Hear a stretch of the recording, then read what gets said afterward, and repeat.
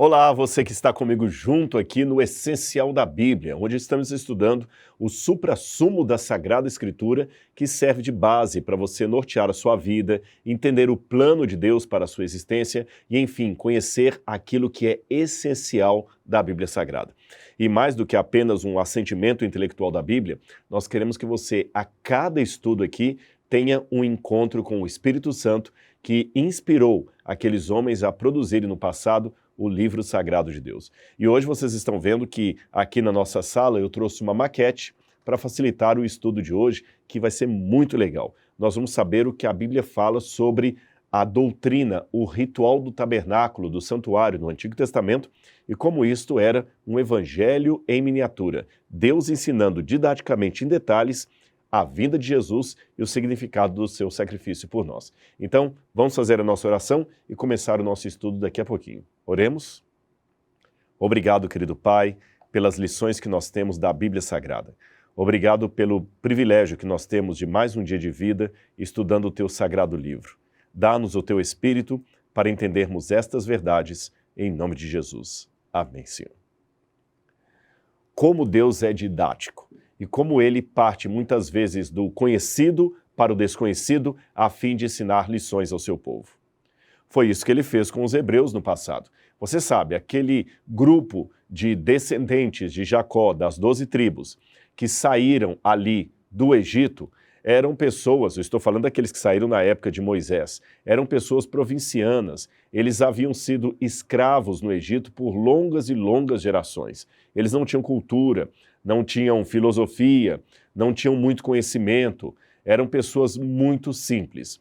Então, no deserto ali, na Península do Sinai, antes mesmo que entrassem na Terra Prometida, Deus lhes ensinou os passos para serem uma nação santa e eleita e deu-lhes a mais importante instrução que poderia ser dada a um povo, sobre a vinda do Messias e sobre a história da redenção. Esta ciência da história da salvação é o mais complexo conhecimento de toda a história humana. É a revelação mais profunda de Deus. Mas para você entendê-la, eu vou explicar da seguinte maneira. Imagine, em primeiro lugar, que você esteja falando com alguém bem simples, com uma mentalidade quase infantil. Como é que você faz para tornar um assunto complexo, compreensível àquela pessoa que talvez seja de um raciocínio provinciano? Você vai usar comparações, não é mesmo? Você vai usar metáforas para que a pessoa possa entender aquela verdade profunda. Aliás, os professores fazem isso em sala de aula diretamente, seja com crianças, até no ensino superior. Jesus usou parábolas para explicar para as pessoas as riquezas profundas do conhecimento do reino. Já que este é um método interessante de ensinar, eu vou ilustrá-lo com uma parábola, para que você possa entender.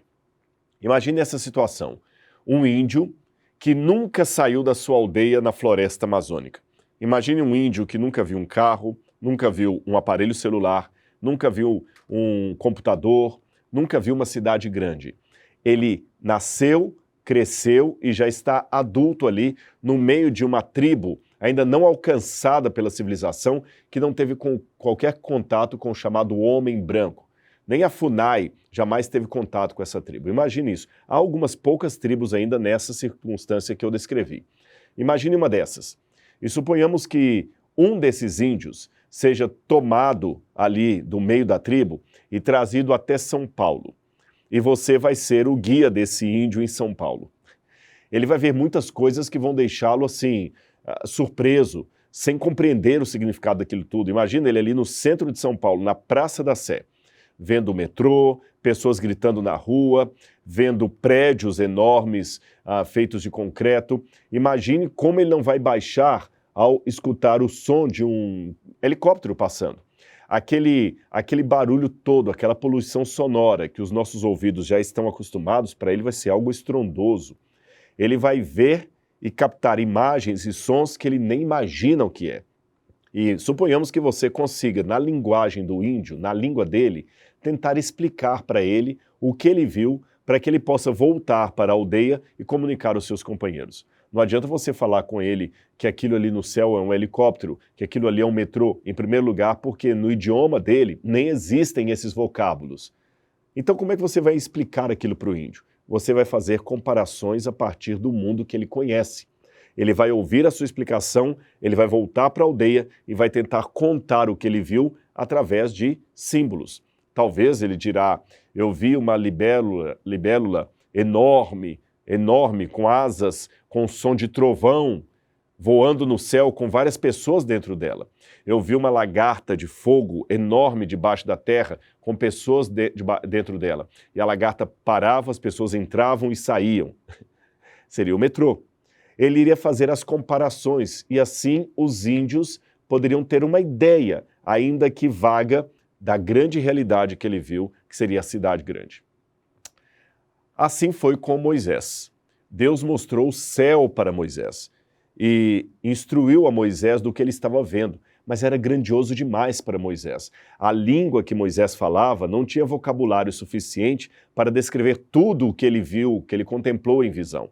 Então o Senhor falou, olha Moisés, vamos fazer o seguinte, você vai pegar um modelo, eu vou mostrar um modelo aqui, e você vai fazer na terra um modelo como este, para que você possa explicar para as pessoas, em forma simbólica, as realidades mais profundas que eu estou revelando para você. E foi assim que em Êxodo, capítulo 25, versículo 8, Deus disse o seguinte a Moisés, e farão um santuário para mim, e eu habitarei no meio deles. Façam tudo como eu lhe mostrar, conforme o modelo do tabernáculo e de cada utensílio. Aqui, a palavra para tabernáculo, aqui farão um santuário, é Mikadesh, ou seja, um lugar sagrado, um santuário mesmo. E tabernáculo seria Mishkan, uma tenda para morar. Então, todos os povos ali, todas as tribos de Israel estavam acampadas em torno do Monte Sinai. Deus apareceu lá no monte com fogo, trovão, fumegante. O monte era tão quente que as pessoas não podiam nem encostar nele. E Deus falou, olha, o povo está com medo de mim. Moisés, vamos facilitar o entendimento, vamos fazer um símbolo para que eles possam entender quem eu sou e o que eu quero fazer para eles. A primeira coisa, você vai fazer uma barraca lá no meio para que eu possa morar no meio deles, no meio do acampamento. Eu imagino, a Bíblia não diz isso explicitamente, mas eu posso ter uma noção que Moisés ficou assustado. Senhor, mas é impossível, pai, eles vão ficar apavorados contigo. Se estão com medo do Senhor no alto da montanha, imagina se o Senhor morar lá numa tenda no meio de todo mundo. Calma, Moisés, eu vou esconder a minha glória para que eles não se assustem. Faça um santuário para mim, conforme eu vou explicar para você. E quando você vai para Êxodo, capítulo 26, versículo 30, está na página seguinte, é só virar uma página, você vê essa afirmação do Senhor. Faça o tabernáculo de acordo com o modelo que lhe foi mostrado no monte. Então, Moisés, essa expressão aqui no hebraico, o modelo que foi mostrado, é como se Deus mostrasse para Moisés um prédio, um edifício. A partir desse edifício, Deus desenhasse uma planta e falasse assim, Moisés, faz uma cópia dessa para mim lá. É como se você fosse agora a Alphaville e visse uma grande mansão e perguntasse ao arquiteto que fez aquela mansão, escuta, você tem uma planta que eu queria fazer uma parecida com essa lá no outro condomínio.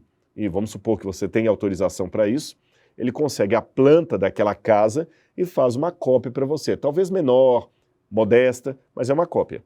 Assim que Moisés foi fazer o santuário. E esse santuário que ele fez na terra, que era semelhante à maquete que eu vou mostrar para você daqui a pouquinho, esta maquete que ele fez era uma semelhança do santuário que está no céu. Mas a Bíblia fala de um santuário celestial, fala assim, quando a gente vai em Apocalipse, capítulo 11, versículo 19, você tem a referência a esse santuário que está no céu, o legítimo, o original, do qual o santuário da terra era apenas uma cópia. Apocalipse, capítulo 11, versículo 19, fala desse santuário. Diz assim, então foi aberto o santuário de Deus nos céus. Ali foi vista a arca da aliança. Houve trovões, vozes, relâmpagos, terremoto, um grande temporal de granizo. Então aqui no Apocalipse eu aprendo que tem realmente um santuário no céu, à semelhança do que Deus mostrou para Moisés, e esse santuário tem a arca da aliança lá, que eu já vou adiantar, daqui a pouquinho eu vou mostrar para vocês, seria o lugar onde estavam guardados os 10 mandamentos. o autor de Hebreus diz a mesma coisa, quando a gente vai a Hebreus capítulo 9, versículo 11. Hebreus capítulo 9, versículo 11. Vou ler aqui para vocês. Quando Cristo veio como sumo sacerdote dos benefícios agora presentes, ele adentrou o maior e mais perfeito tabernáculo, não feito pelo homem, isto é, não pertencente a esta criação. Ora, essa expressão é muito forte. Jesus adentrou ao mais importante tabernáculo, não pertencente a essa criação. Então existe um outro tabernáculo, uma outra tenda, um outro santuário, que fica onde? No céu. Olha o que diz o verso 24. Pois Cristo não entrou em santuário feito por homens, uma simples representação do verdadeiro. Ele entrou nos céus, para agora se apresentar diante de Deus em nosso favor. Então a Bíblia deixa bem claro que existe um santuário no céu, o legítimo, original. Aquele que Moisés mandou construir aqui era uma cópia do santuário celestial. Isso é interessante porque o Messias, quando viesse ao mundo, ele deveria ter duas funções, como rei e sacerdote. E Jesus não era da tribo de Levi, ele era da tribo de Judá. Portanto, ele não poderia entrar dentro do templo em Jerusalém, porque só aqueles descendentes dos sacerdotes podiam entrar ali. A bem da verdade, na época de Jesus, muitas tribos haviam se perdido e quem tomava conta do templo eram os saduceus, que não eram necessariamente levitas. Mas isso é apenas uma digressão para que você entenda. O fato é que nos anos que Jesus passou na terra, ele nunca ministrou dentro do santuário de Jerusalém como sumo sacerdote. E uma das características do Messias era ser sumo sacerdote. Então, o autor de Hebreus, que provavelmente era Paulo, explica, ora, Jesus era sumo sacerdote e ele oficiou não nesse santuário daqui da terra, mas no verdadeiro que está no céu, do qual esse da terra é apenas uma cópia. Com isso, nós aprendemos que o céu não é o santuário, o céu tem um santuário. O santuário é um lugar no céu, não é o próprio céu. Percebeu? A Bíblia é muito clara em distinguir. Ele entrou no verdadeiro santuário que está no céu. Lembrou a passagem do Apocalipse. Abriu-se o santuário de Deus que se encontra no céu. Então existe um santuário de verdade lá em cima. Isso não é um símbolo. O da terra que simbolizava o verdadeiro. Agora, se o do céu é apenas um símbolo, como é que o da terra pode ser um símbolo de um símbolo? Não faz sentido. Para ter um símbolo tem que ter alguma coisa original. Tudo bem? Até aí matou a charada? Então, a essa altura do campeonato, eu acho que você já está pronto para poder passear comigo por essa maquete que nós fizemos aqui, exatamente copiando o modelo daquele santuário que Moisés construiu no deserto. Aí eu acho que vai ficar didático para você entender as partes do santuário. Bom, vamos aqui primeiro por etapas. O santuário ele tinha um pátio, um átrio, como você está vendo aqui, tá bem? Ele tinha todo esse átrio aqui, onde trabalhavam os levitas. Quem eram os levitas? Os levitas eram os membros da tribo de Levi, aquela tribo que ficou separada para oficiar dentro do santuário. Essa tribo não deveria ter plantações, nem terras próprias, eles administravam apenas as cidades de refúgio e eles eram sustentados pelo dízimo das outras tribos para que eles pudessem se dedicar exclusivamente ao serviço do santuário. Porque Deus, isso é interessante, Deus foi minucioso nos detalhes do ritual. Deus não deixou a coisa assim ao léu, faça do jeito que vocês quiserem. Tudo foi muito bem desenhado, porque cada elemento do santuário representava um ponto específico da futura vinda do Messias, que nós cristãos entendemos ser a vida de Jesus de Nazaré. Então aqui havia o pátio. O que nós tínhamos nesse pátio? Ele era totalmente coberto aqui, cercado por uma cerca com panos de linho finíssimo, e além desse pano de linhos finíssimos, você tinha logo aqui à frente um pano multicolorido, onde era a entrada. As pessoas normalmente não adentravam aqui, elas traziam suas ofertas até do lado de fora e ficavam na porta do santuário, nessa parte aqui. O sacerdote pegava a oferta da pessoa, geralmente um animal para ser sacrificado, e trazia para cá. Esse é um outro elemento interessante. Os animais que eram sacrificados dentro do santuário eram ofertas para Deus. Então, quando o israelita cometia um pecado, ele pegava, por exemplo, um cordeiro.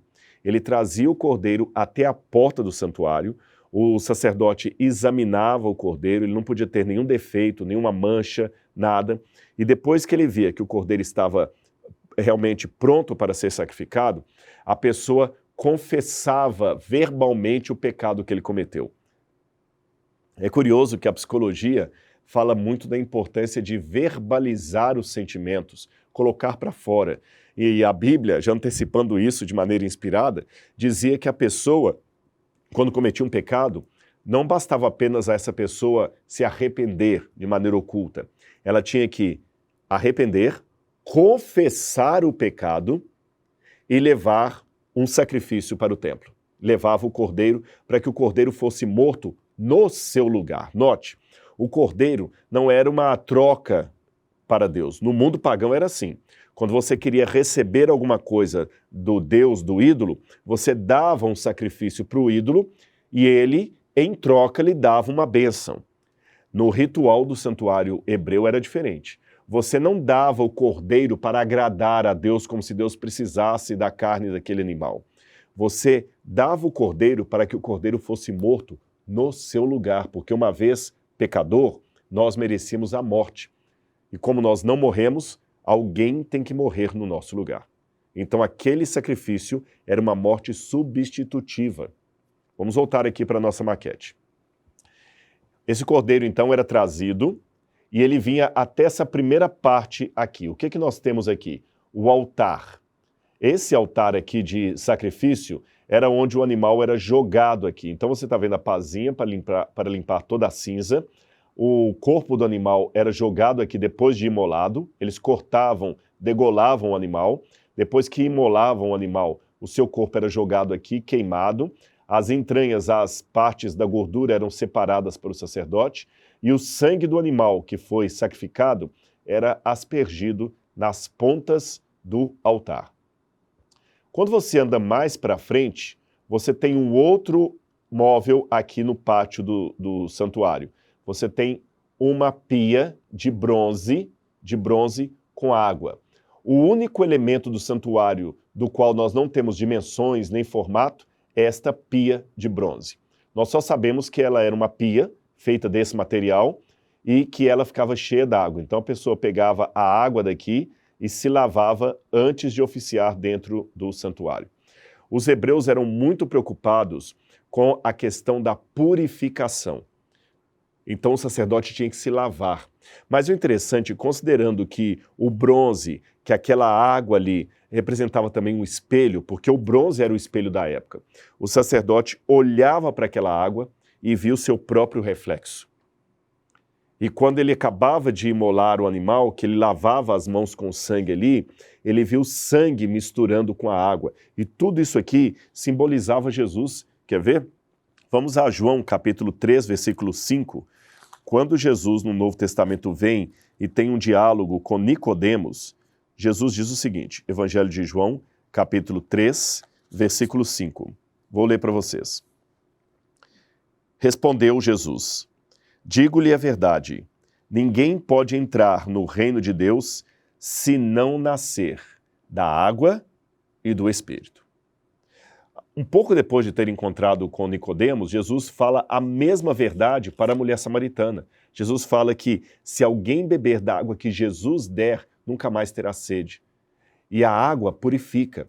Então essa água que lavava lembrava Jesus como o batismo, a nossa entrega a Deus, o nascer da água e do Espírito, tá bem? Vamos voltar para a maquete.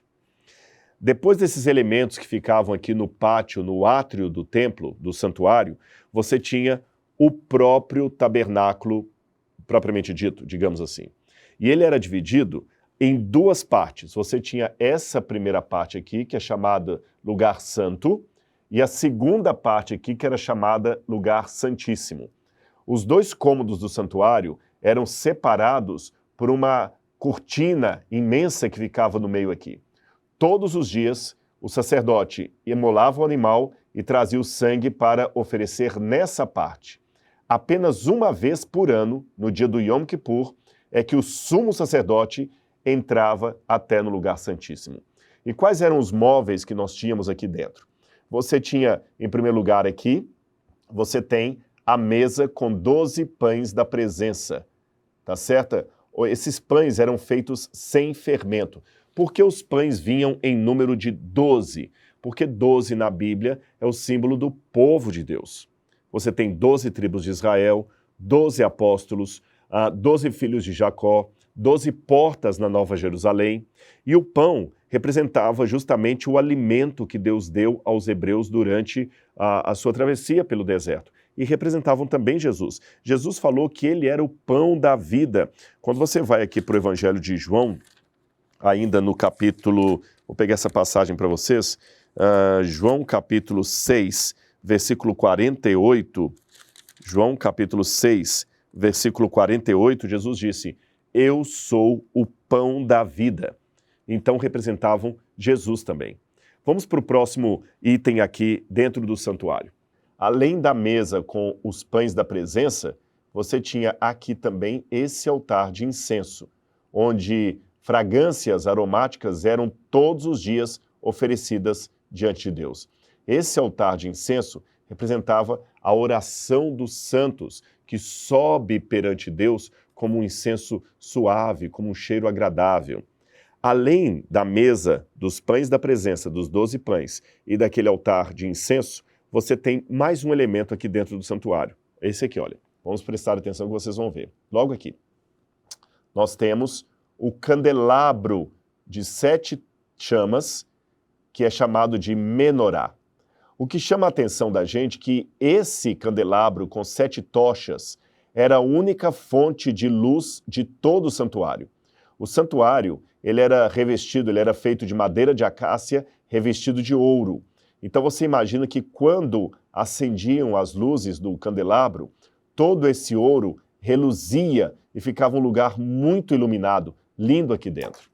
Esse candelabro com 7 chamas representa o Espírito Santo.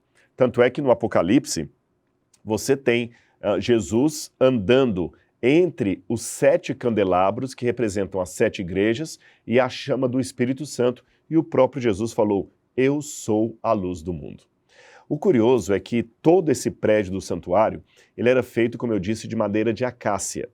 A acácia, eu já vi várias vezes no deserto, aqui no Museu do NASP nós estamos plantando algumas acácias, é uma árvore feia, ela tem o tronco enrugado e muito espinho.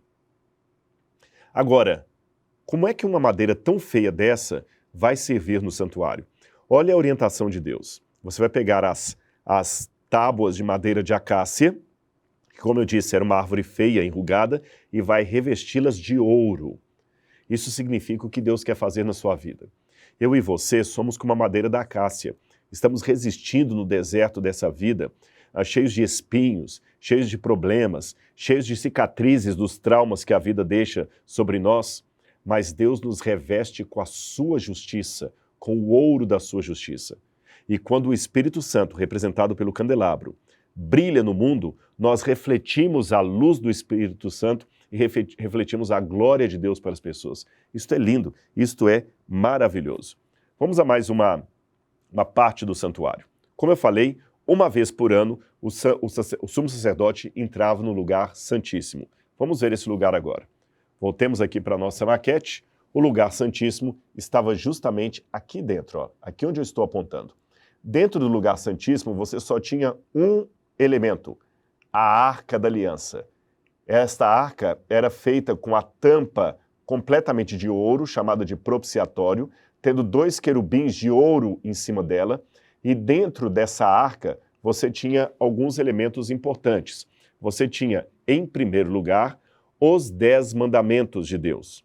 Em segundo lugar, você tinha a vara de Arão, que floresceu por um milagre de Deus, indicando que ele e seus filhos deveriam ser os sacerdotes que cuidariam do templo. E em terceiro lugar, um pouco do maná.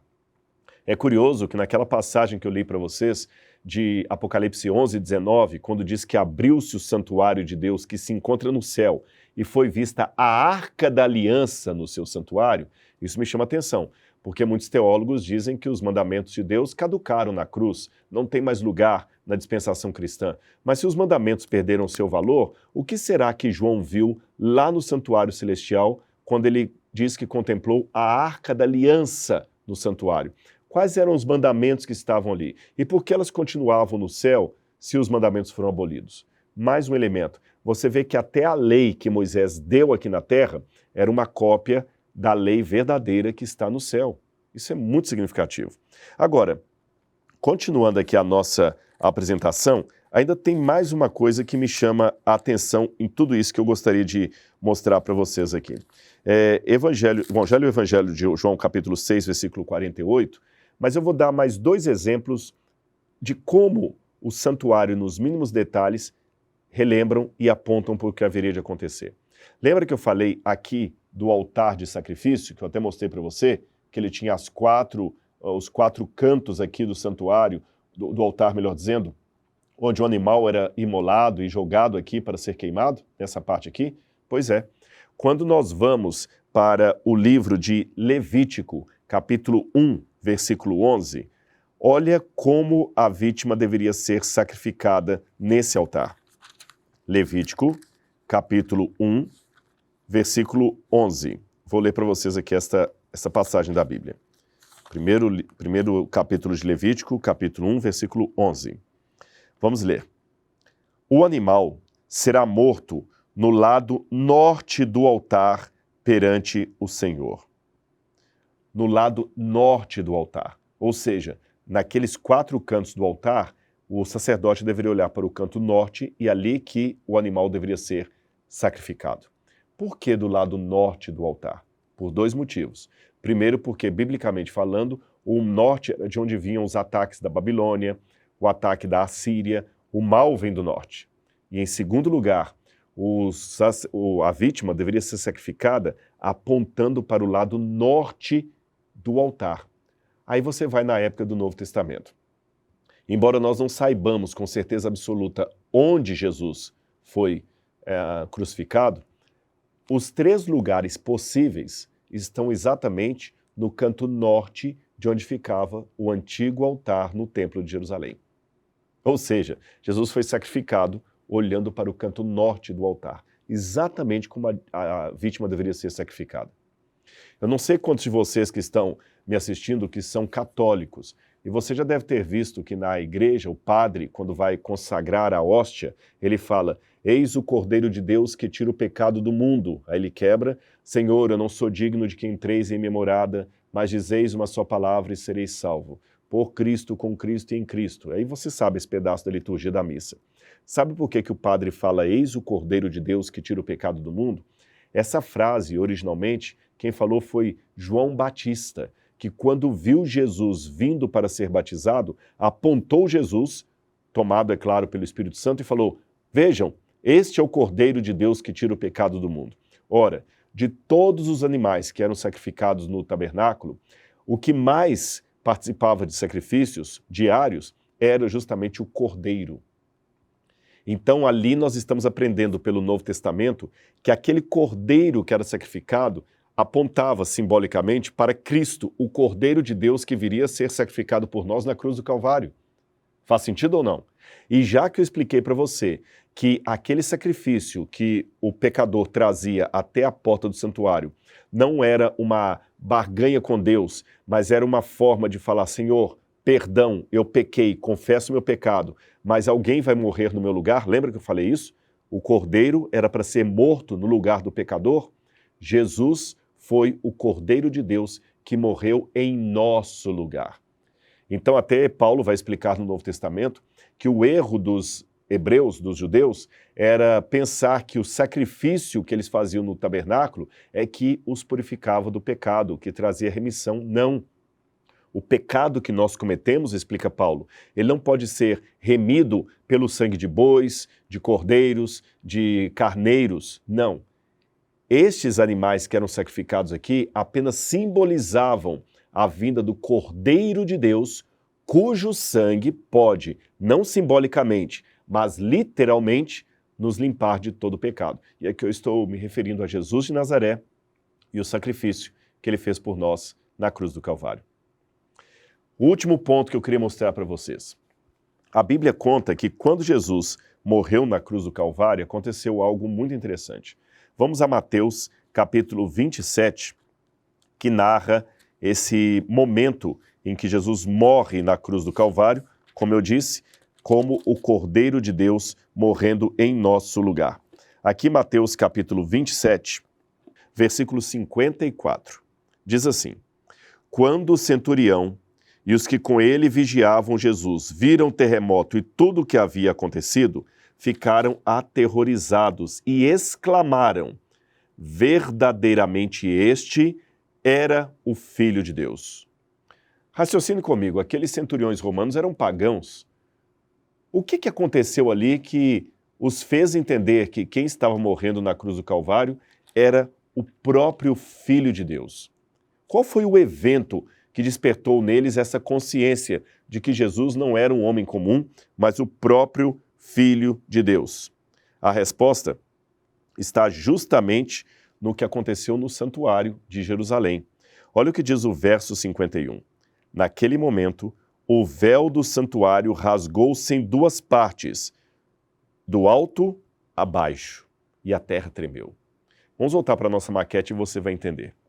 Lembra que eu falei com vocês que havia, separando o lugar santo do lugar santíssimo, um véu que fica aqui no meio? Aqui você vai ver, olha, o véu está bem aqui, olha. Esse véu separava o lugar mais sagrado do templo do menos sagrado. Os dois eram santos, mas um era santo, o outro era santíssimo. Apenas uma vez por ano, o sumo sacerdote podia entrar aqui. Agora, o fato do véu rasgar aqui no meio, no momento em que Jesus morreu, tinha alguns significados básicos interessantes. O primeiro deles, que agora não precisamos mais esperar o dia da expiação para entrar direto à presença de Deus, porque Cristo rasgou o véu. Ele abriu a porta do santuário celestial para que possamos entrar, como diz Paulo, com vista desarmada diante de Deus, com intrepidez até a presença de Deus, porque o sangue dele abriu as cortinas do santuário. Todos nós agora podemos, como sacerdotes e sacerdotisas de Cristo, entrar direto no santuário de Deus, porque o nosso sumo sacerdote está intercedendo por nós lá no santuário celestial. Mas a segunda razão que impressionou aqueles soldados romanos foi a seguinte: naquele tempo, quando um filho morria, e até hoje no judaísmo é assim, quando morre alguém da família, você rasga as suas vestes. Se você está com uma camisa social, você rasga o botão, você rasga o bolso, você rasga aqui, porque rasgar as vestes significa um grande luto, uma grande angústia. Eu perdi o meu filho, então você rasga as suas vestes. Quando Davi ouviu a notícia que Absalão, seu filho, havia morrido, ele rasgou as suas vestes. Então rasgar as vestes era o luto, porque o meu filho morreu. Quando o véu do santuário rasgou do alto a baixo, e essa notícia chegou até o Calvário, até os soldados, eles falaram: então foi Deus rasgando as suas vestes, porque o seu filho morreu. Verdadeiramente este era o Filho de Deus. Finalizando então a nossa explicação de hoje, você viu quanta riqueza dá para extrair dessa lição do santuário? O estudo de hoje foi um pouco maior do que os demais, mas eu quis demorar um pouco nele, porque há muitos detalhes importantes aqui. Eu não explorei tudo, eu dei apenas o essencial da doutrina do santuário. Mas eu quero convidar você a estudar mais esse assunto.